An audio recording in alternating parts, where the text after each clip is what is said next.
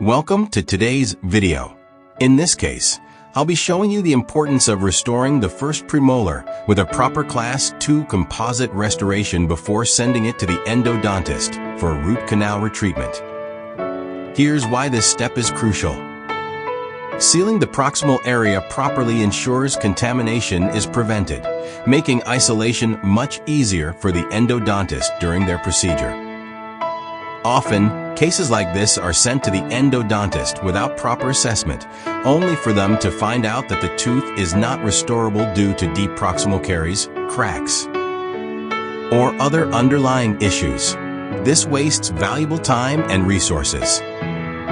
By placing a composite restoration beforehand, I'm addressing potential problems early. Plus, during the next session, when prepping for an onlay, I can retain some of the properly bonded composite as a deep margin elevation substrate. This works alongside other restored areas, such as undercuts, to create an ideal foundation.